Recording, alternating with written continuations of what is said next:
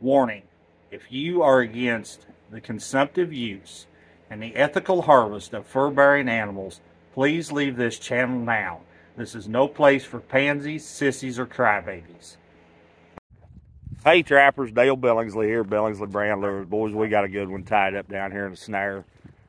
Still down here in southeast Arkansas, trapping these beavers. So anyway, let me get the camera flipped around. He's right here on top. So there he is.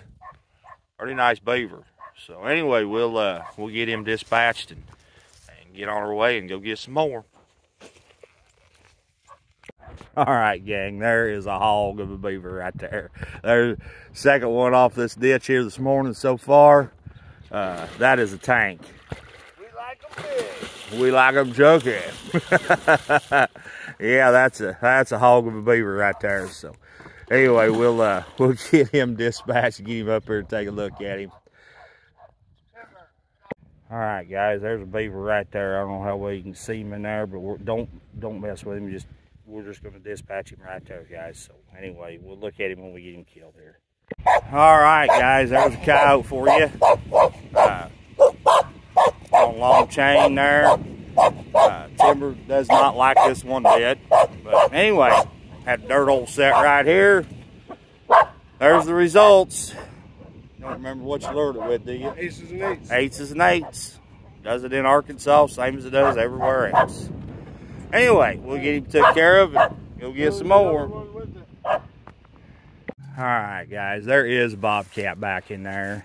I can hear him back in there growling.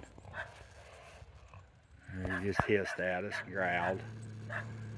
Anyway, there's bobcat in the set right there, so we'll get him dispatched and get him drug out here and get him looked at. Caught him in a dirt hole set, lured up with Wolfer Supreme #1. It gets the job done in Arkansas like it does everywhere else. So anyway, we'll get him took care of here. All right, guys, there's a nice cat right there, pretty nice cat. Roll him over here and take a look at him.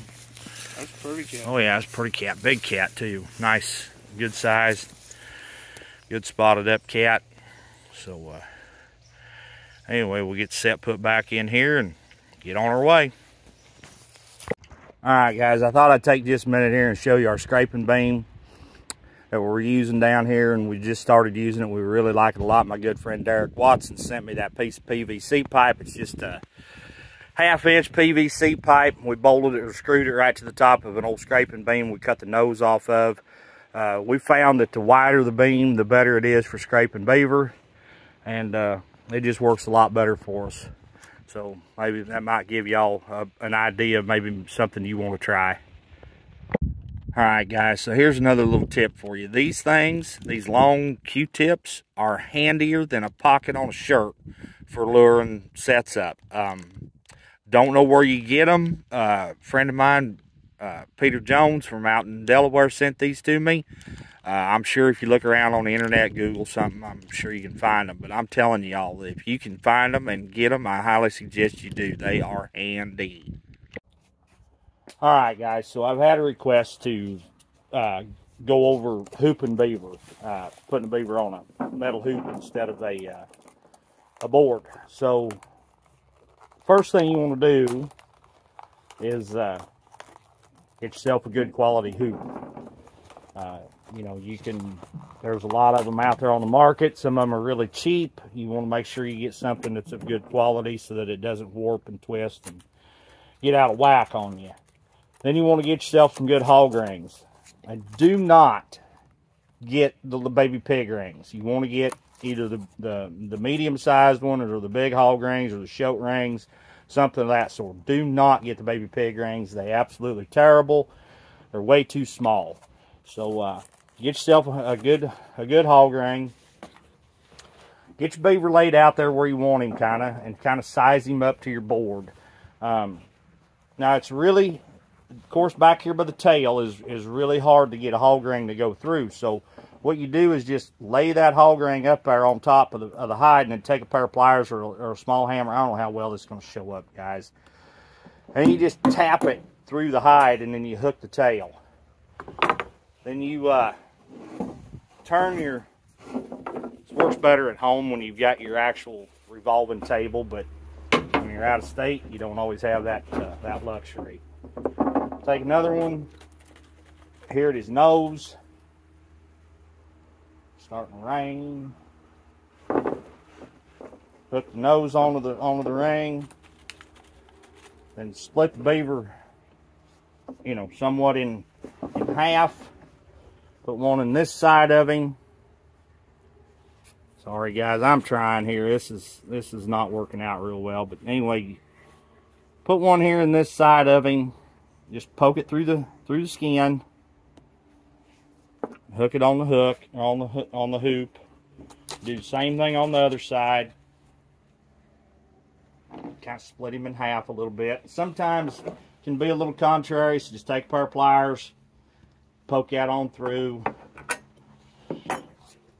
And then again, now since these are just hatter beaver, I'm not going to go through and do the whole beaver. I'm just going to open him up good because they're just hatters.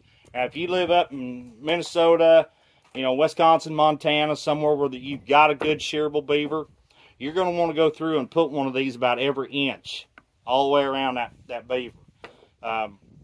Where these are just hatters, I'm just going to put about 8 or 10 hooks in them, open them up good, and be done with it. There's no sense of going through all that work, you know, for just a hatter beaver.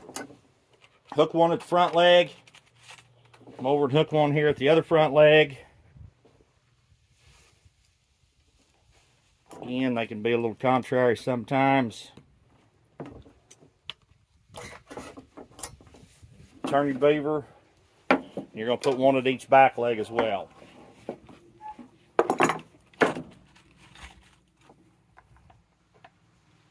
One through here.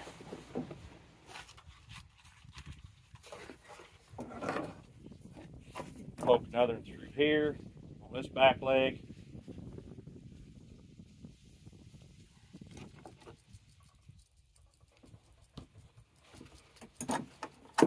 Dadgummit, that one tore out. I got my hoop's just a little bit big, so we're gonna narrow him up just a whisker. You don't want to go too much to start with, just a little at a time.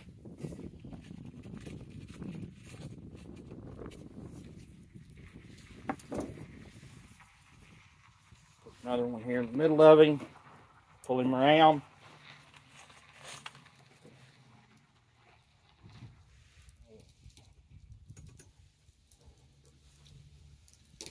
Gosh darn, get through there.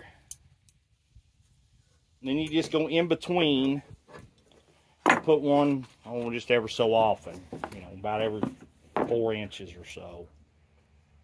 Doesn't take much. Sometimes, like I said, you got to use a little reinforcement on them. Up here at the nose, you're going to put one in each lip, on each side there. Hook it. So everything is a trade-off, and we all know that, right? You know, if it's easy to do it one way, then it's going to be hard to do it another way. So beaver will actually go on a board with an electric staple gun a lot faster than what they go on a hoop. But they're kind of a pain to take off because you got to go through and pull all them staples.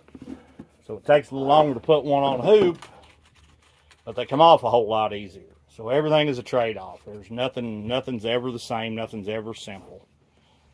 Everything's always a trade-off. Couple more down here by the tail and we'll have that beaver done.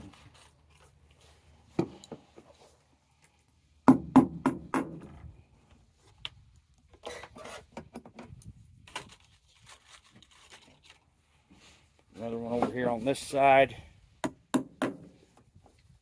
And there he is. Now, stay with me here while I move the camera. That kind of give you an idea of what you're trying to do. Now, you don't even know what you're talking about.